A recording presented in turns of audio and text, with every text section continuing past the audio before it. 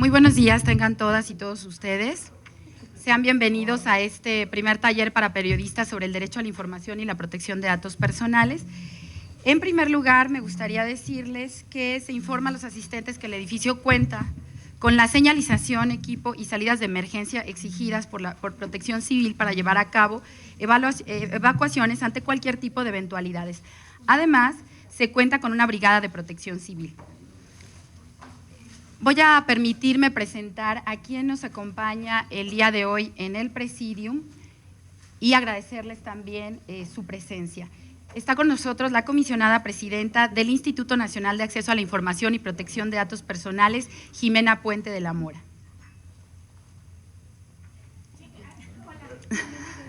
La comisionada María Patricia Cursain Villalobos. El comisionado del Instituto Nacional de Acceso a la Información y el coordinador de la Comisión de Capacitación y Cultura de la Transparencia, Eugenio Monterrey Chepov. El comisionado Joel Salas Suárez. La comisionada Arely Cano Guadiana. Buenos días, bienvenidos. Y el periodista Daniel Lizárraga. Iniciaremos este taller con un mensaje que nos dirigirá el comisionado Eugenio Monterrey Chepov.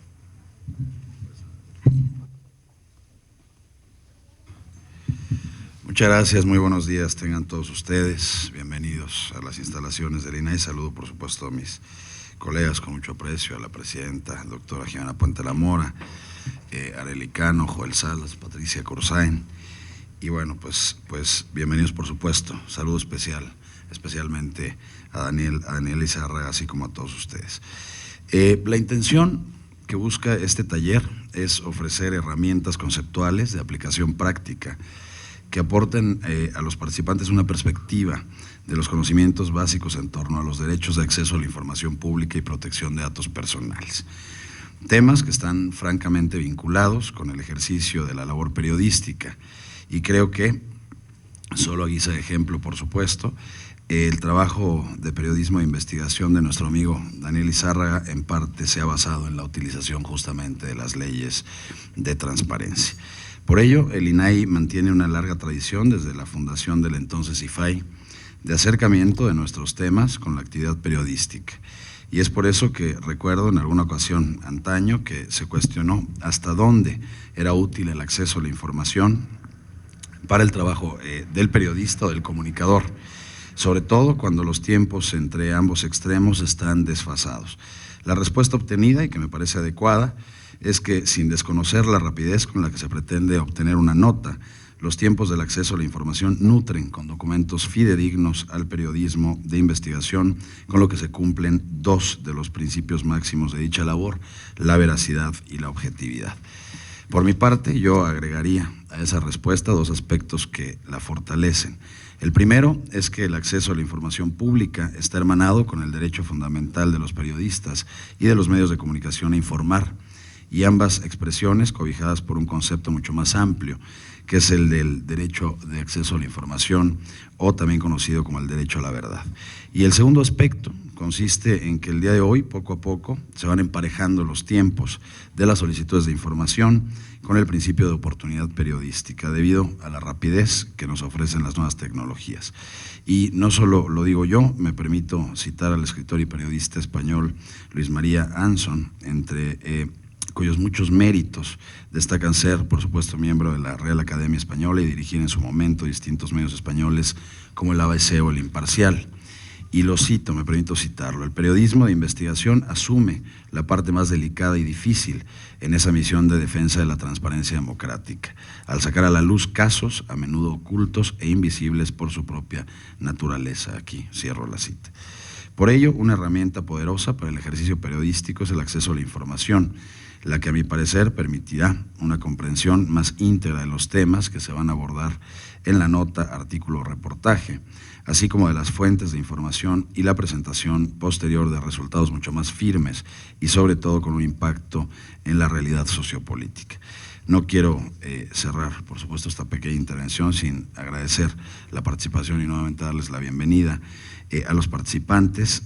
Habremos de tener a integrantes del Sol de México, a La Jornada, Enfoque, Excelsior, El Universal, Milenio Diario, El Economista, La Crónica y la revista Zócalo. Muchísimas gracias y bienvenidos nuevamente.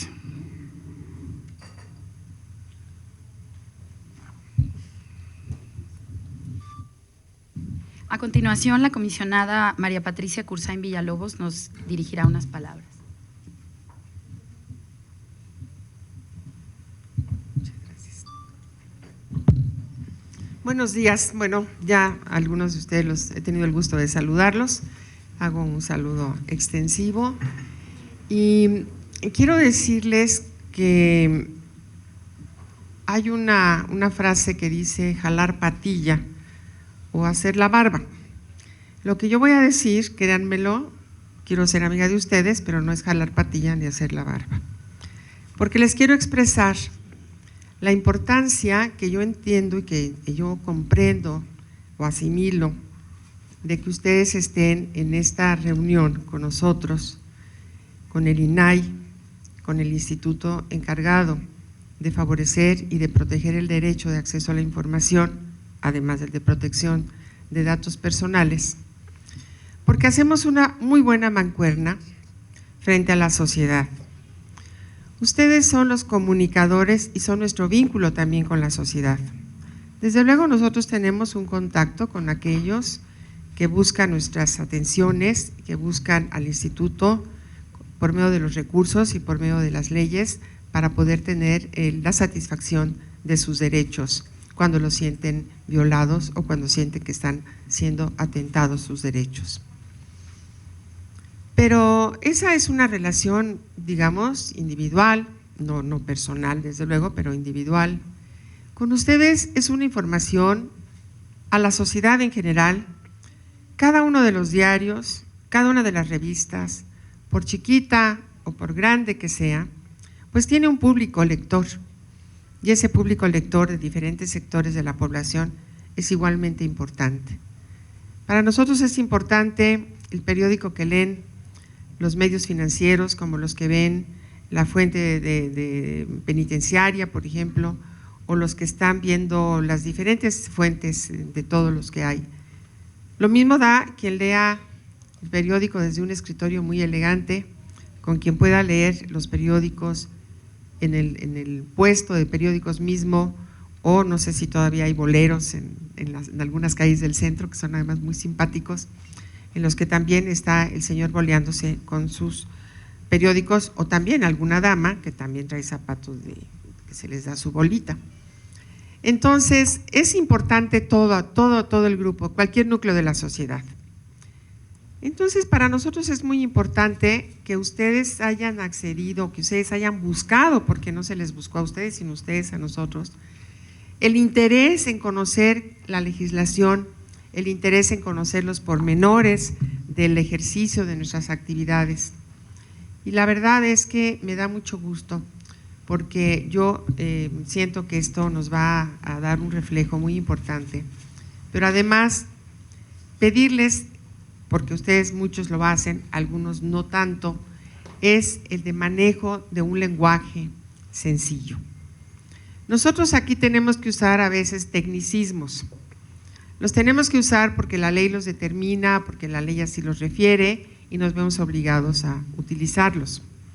Y muchas veces con la práctica uno va cortando algunas expresiones. Aquí nada más decimos, hay acceso.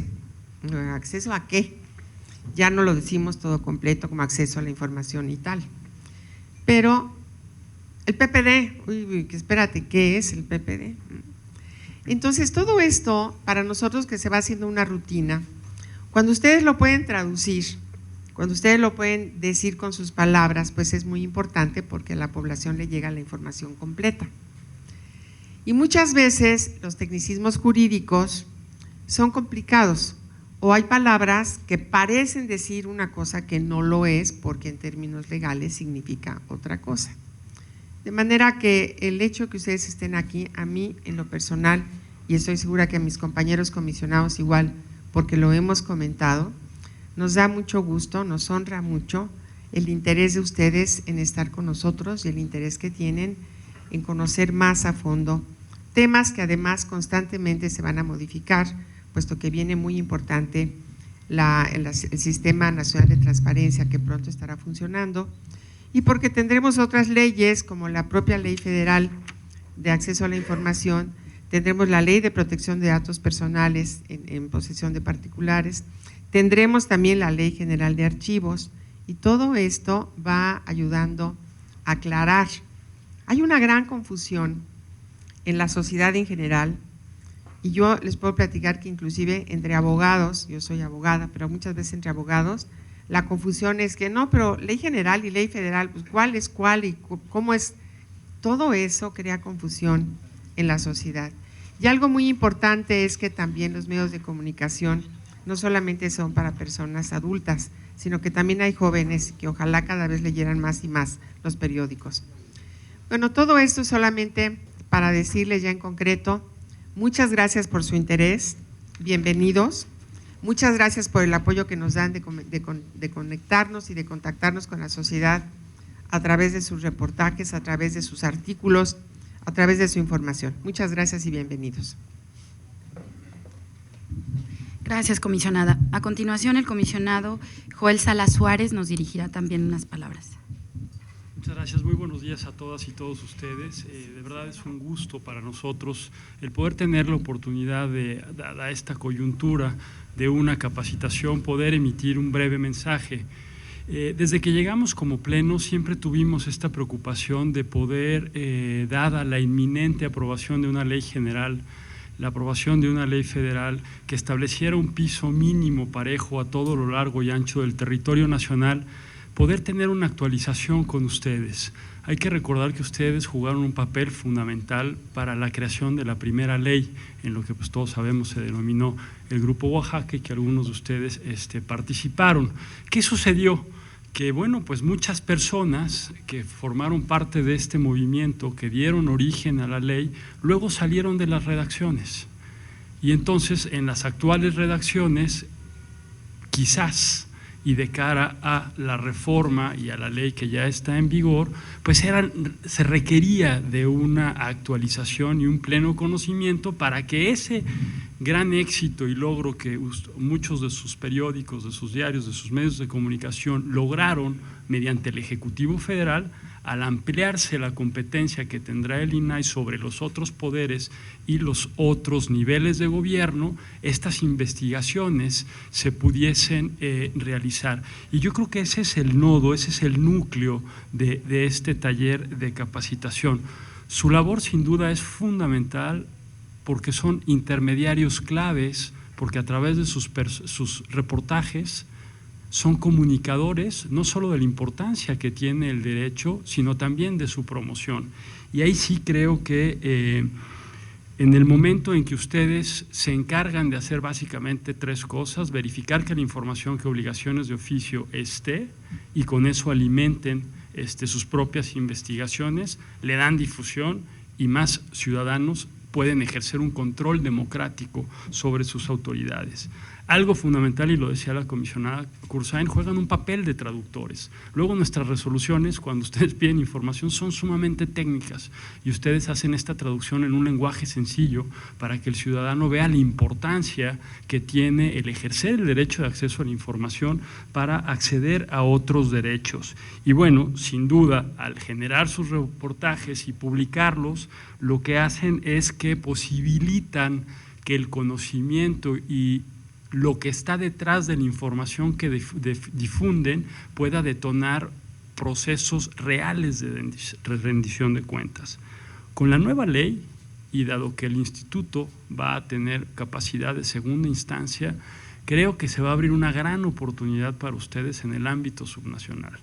Muchos sabemos cómo están las cosas en los estados, en algunos municipios, incluso las obligaciones de oficio al día de hoy no se cumplen y como lo comentábamos previo al inicio formal de este evento con Daniel, algo fundamental es que la ley general que ahí están establecidos los principios, se vuelva una herramienta útil para ustedes y que dentro, no sé si te voy a robar parte del mensaje, Daniel, y que dentro de la planeación de sus investigaciones, además de la coyuntura que les están obligando a pedir y entregar notas, ustedes a partir del universo de sujetos obligados que se va a ampliar, insisto, 3 niveles de gobierno, estados, municipios, 3 poderes, sabemos.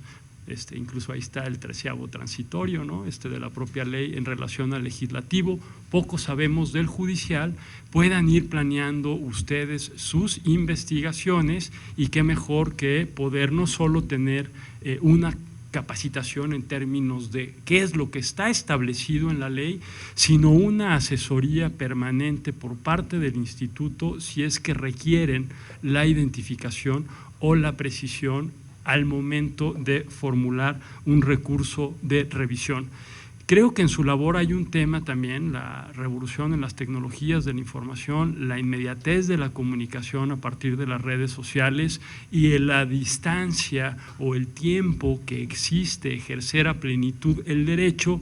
Ahí yo creo que tenemos que encontrar fórmulas para cómo, cuando hay necesidades de información, los propios tiempos que establece la ley, que si bien es cierto que se acortan, luego pues nos podemos tardar incluso hasta 5 o 6 meses si nos vamos a un recurso de revisión para obtener esa información que ustedes estaban solicitando. Ahorita no traemos la estadística, pero si ustedes creo que lo han visto en la práctica cotidiana, estamos tratando de resolver lo más pronto posible. Entonces esperamos ustedes que cubren la fuente, que sea un primer acercamiento y hay disposición de todo el Pleno de la posible ayuda, asesoría que requieran, estamos completamente a su disposición y una vez más gracias a ustedes, gracias a sus redacciones. Sabemos que al estar aquí no están cubriendo quizás otros eventos y otra nota, pero el objetivo final de este curso es que se vuelva una herramienta útil y que a través del ejercicio de su derecho inciten o inviten, incentiven a que más ciudadanos lo ejerzan, dado que por el momento solo el 6% de la población ha ejercido uno de los 2 derechos. Muchas gracias.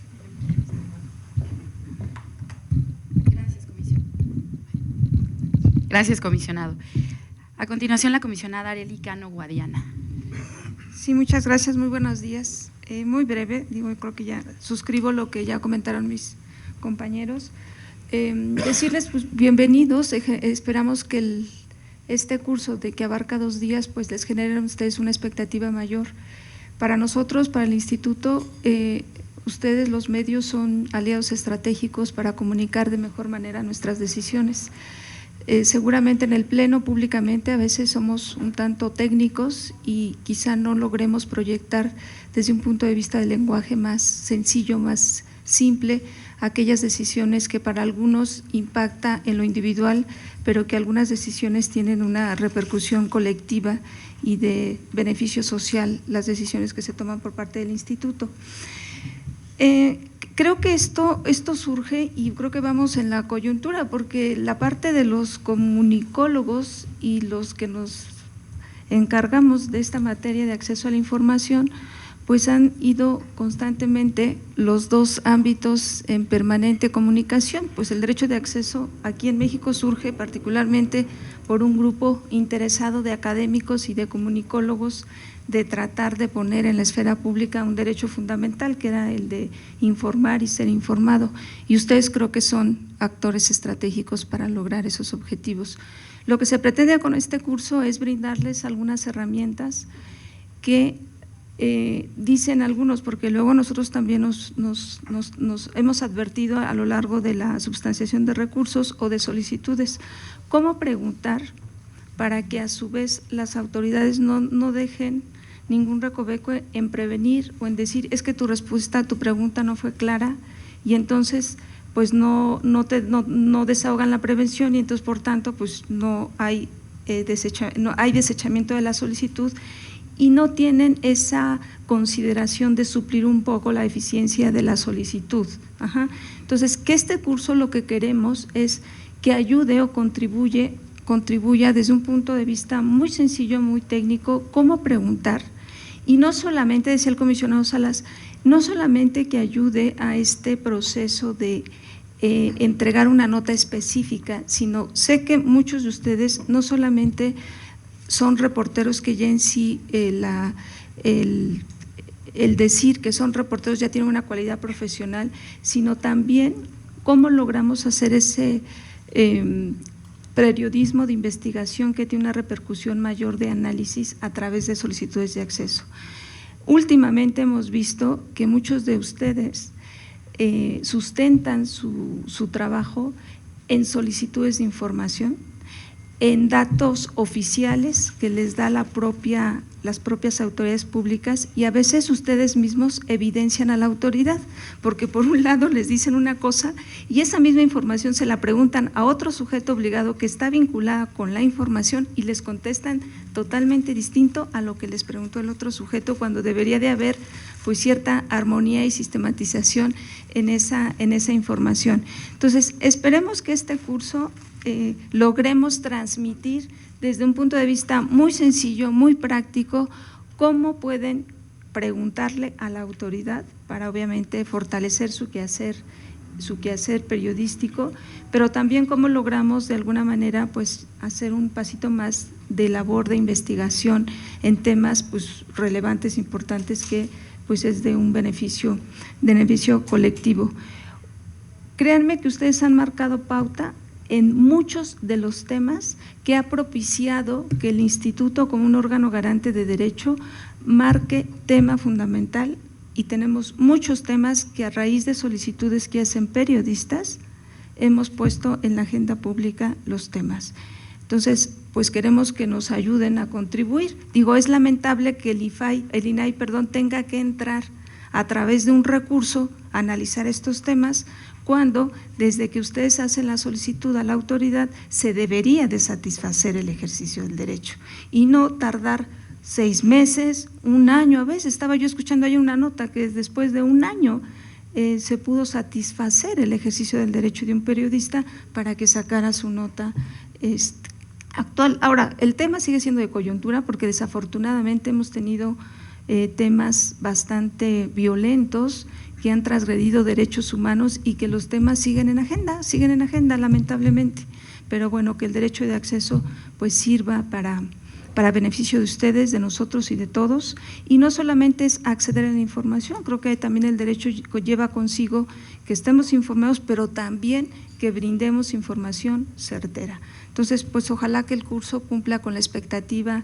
que desean, y si no es así, pues agradecemos también sus críticas para mejorar el trabajo que cotidianamente el Instituto quiere realizar en conjunto con ustedes. Y muchas gracias y bienvenidos, y me da mucho gusto. La mayoría son medios escritos, pero me agrada mucho que hayan aceptado también la invitación por parte del Instituto a tener este espacio. Nos interesa mucho capacitar a todos en todos los niveles, a los sujetos obligados, a las personas y a ustedes que son, insisto, aliados estratégicos en este quehacer institucional. Muchas gracias y bienvenidos.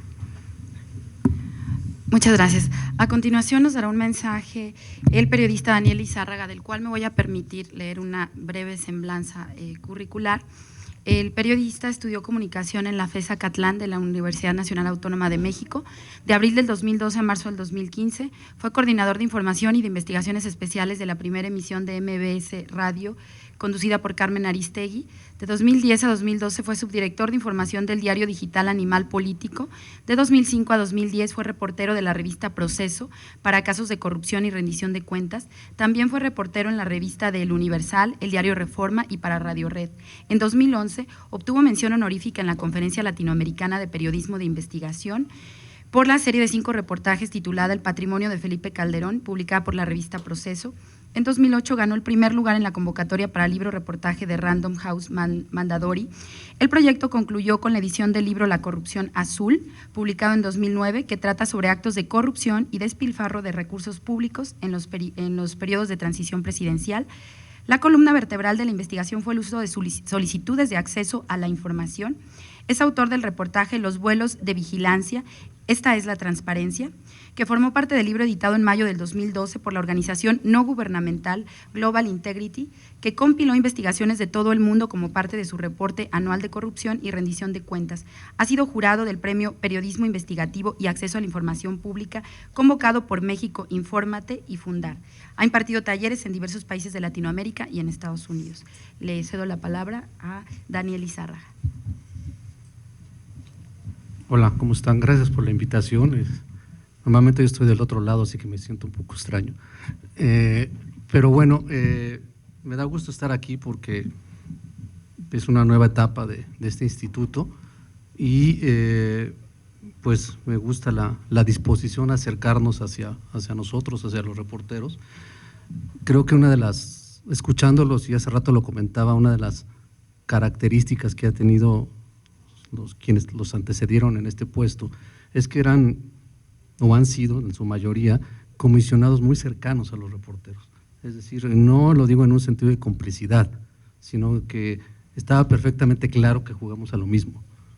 Es decir, me parece que entre más se puedan reforzar ese tipo de cosas, quien sale ganando es la sociedad. Es decir, no en balde en las anteriores integraciones de Exify, cuando había algún intento de modificar algo de la ley, modificar un reglamento, moverle una coma a la ley, ni siquiera había que hablarle a los medios de comunicación.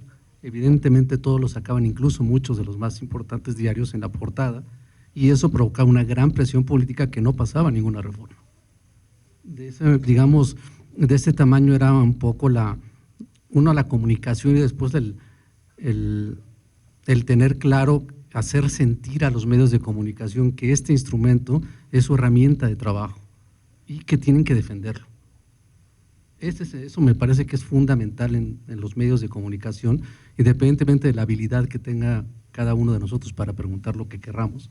Creo que debe de quedar claro que esa es parte de nuestro trabajo, ¿no? Es una herramienta fundamental para nuestro trabajo, y en algunos medios, como me parece La Jornada, Reforma, El Universal, algunos que participaron activamente en la formación de la ley, lo han tenido perfectamente claro siempre. Yo he notado con los pasos de los años que las notas en general que se producen del instituto empiezan a irse hacia el fondo, ¿no?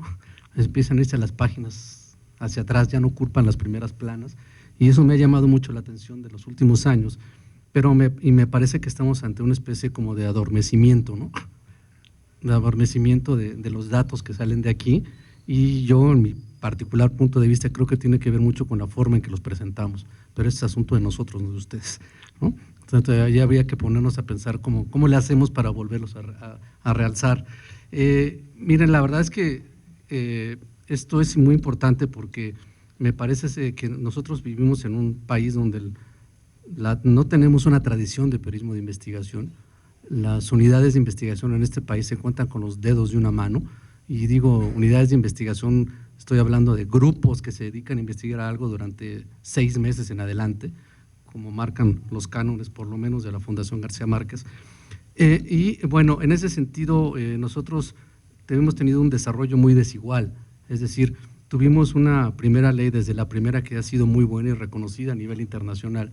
Y les voy a platicar un poco cuál era mi perspectiva. Hace años, cuando yo empecé a cubrir esto, yo cubría la fuente como Dios manda, me mandaban a cubrir la fuente, y un buen día desayunando con un excomisionado muy conocido, por lo menos por todos los reporteros, Juan Pablo Guerrero, me dijo, oye, ¿y por qué no?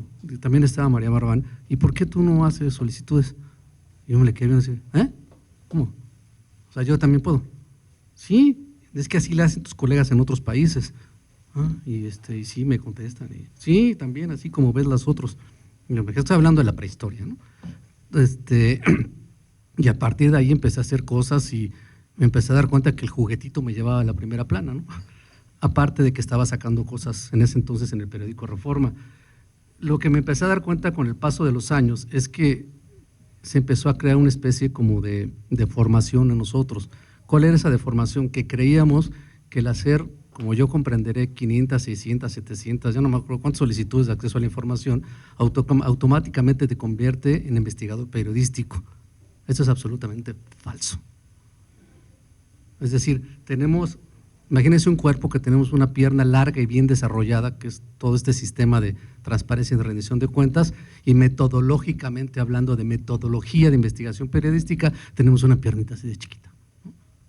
Entonces, ¿qué es lo que pasaba? Pues que no encontrábamos, o no hemos encontrado a lo mejor, la manera de encajar o de desarrollar las dos cosas. Es decir, me parece que nosotros tenemos que tener perfectamente claro que el uso de las solicitudes y el uso de los sistemas de transparencia es parte de la metodología de investigación periodística, como lo hacen en otros países. ¿Qué quiero decir con esto?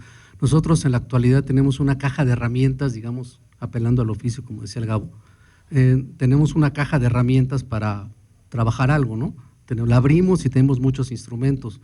El hacer solicitudes, por ejemplo, a lo mejor es el martillo, que les gusta, las pinzas o la llave Stilson, más importante para ciertas investigaciones, pero eso es. Y esa llave hay que saberla usar, hay que tener técnica para usarla y hay que saberla manipular y emplearla cuando es necesario. No querramos abrir todas las investigaciones a base con solo esa llave, porque tienes un instrumental aparte. Ese es el problema, ese es el vicio, que a veces queremos abrir todo con esa llave y queremos tirar una puerta con la llave Stilson y está un poco complicado, ¿no?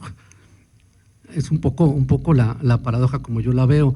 Entonces, me parece que todo esto cuando puede tener más éxito es, insisto, apegándome a la metodología, es cuando hay planeación en las investigaciones. Este es el eje, es cuando más luce este instrumento.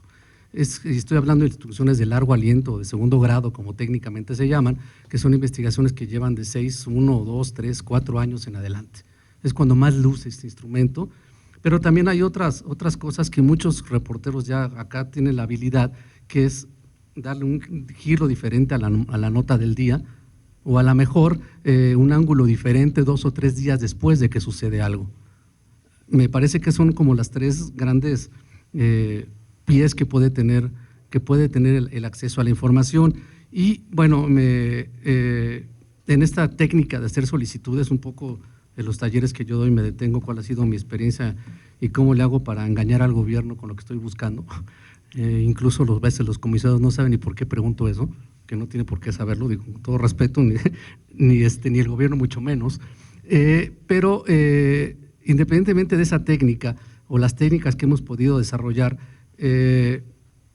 yo creo que hay varias cosas que hemos estado insistiendo mucho y que me parece que tenemos que abrir el juego, y eso me parece que por eso no hemos ganado más presencia. Es decir, no hay que dejarlo de hacer, pero estamos muy empeñados en estar preguntando cuánto cuestan las cosas, ¿no? ¿Cuánto se gastó Peña Nieto en la gira? ¿Cuánto cuesta esto? ¿Cuánto cuesta el otro? ¿Cuánto gastaron? Está muy bien, no lo soltemos, no soltemos esa rienda, pero hay otras cosas que son solicitudes que son, yo creo que si los midiéramos las menos, ¿no? Por ejemplo, me pregunto cómo se toman las decisiones desde el poder. Es decir, normalmente debe de haber archivos de cómo es que se toma, cómo se decide cierta política de gobierno, ¿no? Es ahí, por ejemplo, donde también les duele muchísimo, y son documentos públicos, por definición. Entonces, a mí me parece que hemos atacado muy poco eso, ¿no? ¿Cómo es que se decidió desaparecer Luz y Fuerza? ¿Con base en qué estudios? ¿No? Salió el presidente Calderón a decirnos que había corrupción y despilfarro y que él sabía que existía todo. ¿Y cómo lo sabe? ¿Qué está sustentado? ¿Hay algo? A veces nos dicen, de acuerdo a los estudios, ¿no? De acuerdo a una investigación, vamos a adoptar esta política. Bueno, accedamos a eso, pidamos el acceso que respalda eso, ¿no? Otra cosa que me parece importante que han desarrollado en otros países es que a través del acceso a la información ustedes pueden empezar a ver cuál es el avance de los programas sociales, cómo van avanzando las coberturas o si no va avanzando una cobertura social. Programas Progresa o cualquier tipo de programas que a ustedes les interesen, pidan las bases de datos y ustedes hagan un corte de cómo va avanzando. No esperemos a que el presidente o el alcalde o el gobernador nos dé un informe de gobierno. Podemos ir midiendo nosotros desde el punto de vista periodístico si es que están fracasando las políticas públicas. Y una buena manera de medir cuál es el avance o el fracaso, a lo mejor el éxito de una política pública, es meter solicitudes de acceso a la información que nos pueden ir haciendo ese tipo de cosas. Otra beta que y la verdad es una de las metas que yo no me he metido mucho por falta de tiempo, es el archivo de índice de expedientes reservados y clasificados. No sé si alguno de los comisionados sepa cuántos hay ahorita, pero hay creo que 7 millones de archivos reservados o clasificados. Y no necesariamente todos están bien clasificados, ¿eh? Yo he llegado a ver en el índice archivos que no deberían de estar ahí, pero sin embargo pues el gobierno los clasifica o los reserva, ¿no? Imagínense qué grado de especialización hay en otras partes del mundo, donde hay una organización en Estados Unidos que es el National Security Archive, que esta organización que está en la Universidad George Washington, que dirige una gran periodista para mí, que es Kate Doyle, se dedican exclusivamente a abrir y a desclasificar archivos en el mundo. Esta es su especialidad. Olvídense de todo lo que les acabo de contar antes. Ellos se dedican a eso. Y han abierto archivos en México y acaban de armar un escándalo en Guatemala. Parte de los archivos que Kate logró destapar en Guatemala fueron parte esencial para el juicio contra Ríos Montt, por ejemplo, o contra Fujimori en Perú. De ese calibre son las investigaciones de Kate. Pero ella se especializa un poco en estar desclasificando archivos desde el propio Estados Unidos, y a veces los publica y no lo pelamos, ni siquiera la pelamos en su página, ¿no? Cuando desclasifica asuntos de México, ¿no? Otra cosa que es importante es que el acceso de hace rato a bases de datos oficiales. Eso es otra cosa que no estamos haciendo. Pidamos acceso a bases de datos oficiales de los temas que ustedes trabajan, porque si ustedes tienen un amplio conocimiento de la fuente que sea, que no es esta, ustedes saben qué hacer con esos datos. A partir de eso pueden desarrollar una investigación. Este asunto que está muy, entre comillas, de moda, de la visualización de datos, parte de eso, pero para poder visualizar datos tenemos que tener acceso a los mismos.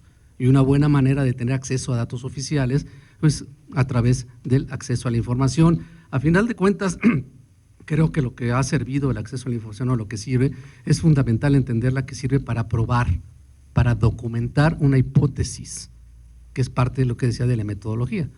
Cuando tú trazas metodológicamente una investigación, tienes una hipótesis, y muchas veces una manera, una forma de documentar ciertas hipótesis o de comprobar ciertas hipótesis es a través de los documentos que te entregan de acceso a la información. Ese es el asunto. Lo que tenemos que entender es que usar esto, en el buen sentido de la palabra, es incorporarlo a nuestro trabajo. Es decir, la investigación periodística no la hace el IFAI, o el INAI, no la hace la policía, no la hace la justicia, no la hace quien sea. No se trata de transcribir, es decir, cómo tú, periodista, tu medio de comunicación, puedes decir, yo investigué esto y presento esto. Asumo la responsabilidad en todos los sentidos y utilicé como fuente de información solicitudes de acceso a la información. No es lo mismo decir, pues hice una solicitud y estoy transcribiendo lo que dice la solicitud. No. La solicitud es parte del desarrollo metodológico de lo que estás haciendo. Y bueno, en ese sentido me parece que es importante que tengan esta cercanía con las comisionadas y los comisionados.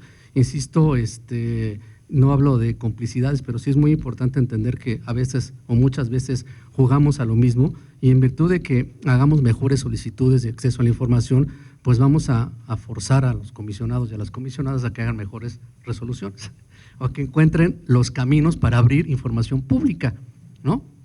Porque van a ver que a lo mejor lo que estamos preguntando es de interés público, y entonces ellos tienen que tener el ingenio legal para ver cómo le hacen para abrirlo, ¿no?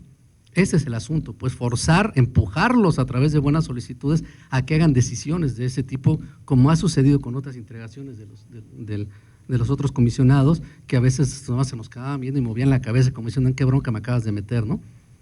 A ver cómo le hago para abrir esto, ¿no? Ese es el asunto, cómo los empujamos un poco hacia allá, porque bueno, es parte de nuestro trabajo. Y por otro lado, este asunto de que el gobierno se niegue a entrar información, pues es que es natural. Yo he escuchado a reporteros desde Canadá hasta la Patagonia, todos quejándose de que los gobiernos no abren información, y eso no importa la tendencia política. Son gobiernos de derecha, de izquierda, de centroizquierda, de centro derecha, las cosas extrañas como las de este país, ¿no? Que no sabemos exactamente qué son, pero todos tienen cajones que no quieren abrir. Todos tienen complicidades, todos tienen cuentas, siempre hay archivos que no quieren que se abran porque no les conviene. Entonces el asunto es la habilidad que nosotros tengamos para superar esos obstáculos y superar esas resistencias. Uno de los esto es muy importante porque una de las, digamos, de los temas que toman en cuenta en los premios internacionales de periodismo es la habilidad que tuvo el grupo de reporteros para vencer una resistencia institucional. ¿Cómo le hiciste para vencer la resistencia institucional? Porque es obvio que es algo que alguien quería ocultar, ¿no?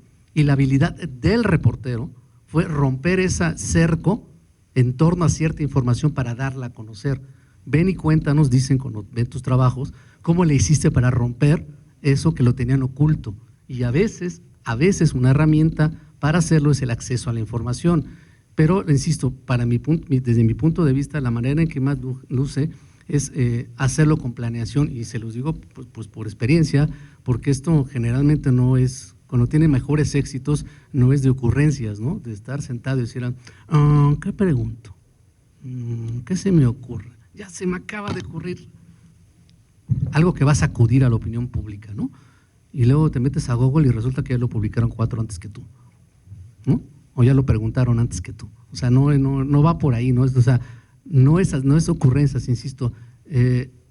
Vean ustedes los libros de metodología de investigación periodística, que no hay muchos en español, por lo menos 2 o 3, y vean cómo ellos utilizan en Colombia, en Argentina, cómo utilizan el acceso a la información, o lo ven el acceso a la información como parte de la planeación de la investigación. ¿En qué momento preciso y para qué voy a hacer una solicitud? Puede ser el inicio de la investigación, por ejemplo, puede ser la columna vertebral de la investigación, puede ser la prueba que me falte para algo, o puede ser lo que compruebe mi hipótesis, muy a grandes rasgos. Pero eso depende de qué, pues de qué quieras y cómo le vas a hacer, ¿no? ¿Para qué lo quieres y cómo le vas a hacer, ¿no? Cierro el comentario diciendo, nosotros en la Casa Blanca hicimos como 10 solicitudes, pero la última fue para comprobar que el Estado Mayor vigilaba la casa, ¿no? Punto. Y lo que hicimos fue hacer una solicitud tipo de una señora copetona enojada de Las Lomas, diciendo, ¿y por qué está afuera el Estado Mayor Presidencial de la calle de Sierra Gorda y no me dejan pasar? Quiero saber por qué están ahí. No puedo pasar a dejar a mis hijos a la escuela, ¿no? Y la respuesta, pues mordió el anzuelo, el Estado Mayor, pues es que tengo obligación de cuidar las residencias, las casas y los lugares donde está el presidente de la República, y metieron el reglamento, ¿no? Ese es el asunto. Pero eso fue para comprobar 1 año 8 meses antes de investigación. Y aguanté hasta el último momento para hacer la solicitud, porque era la manera en que yo le iba a echar la llave, iba a blindar la investigación con esa solicitud. ¿Cómo lo hicimos? Pues porque me pusimos en un pizarrón a planear toda la investigación. Y esto es otra cosa más que eso. A veces creo que somos demasiado silvestres, ¿no? Acá en México, y salimos un poco así a la buena de Dios, y a veces nos detenemos muy poco a hacer una planeación. No es nada complicado, agarren un cuaderno y siéntense a planear cómo atacarían un punto de vista, y con eso van a ir desarrollando sus propias ideas. Yo empecé a desarrollar estas cosas desde hace algunos años, porque cuando estaba en proceso, luego dice que cubría la presidencia, pero luego no iba, o no iba porque no me invitaban. Me puse pues estaba todo el tiempo molestándolos con eso, ¿no? Los traía puro toallazo con eso, ¿no? Porque, bueno, yo también venía de cubrir el IFAI y tenía experiencia en solicitudes, y ahí me empecé a dar cuenta que cuando empezaba a tratar de repensar cómo hacía las cosas, iba descubriendo mi propia metodología, ¿no? Con ayuda, obvio, de algunos cursos que tomé en la Fundación García Márquez. Y bueno, yo creo que me parece que esto es lo importante, y qué bueno que van a tener ese primer acercamiento. Y me parece que lo importante es que todo esto, que ya vi el programa que estaba muy interesante, es la manera de que ustedes puedan adaptar esto para hacer mejores solicitudes, pero obvio, traten de ver los libros de metodología de investigación periodística para que lo puedan complementar, ¿no? Porque esto es demasiado técnico y está muy bien, pero esto tienen que incorporarlo a la metodología y ver de qué manera se pregunta mejor, como parte de una estrategia para obtener información, como parte de un trabajo de largo aliento, ¿no? Que eso es otra cosa y no tiene nada que ver con lo de acá. Bueno, muchas gracias. Muchas gracias. Yo sé que ya hablé y no voy a apoderar del micrófono, pero solamente quiero decirle que, y hablo como coordinadora de la dirección de la Coordinación de Comunicación Social.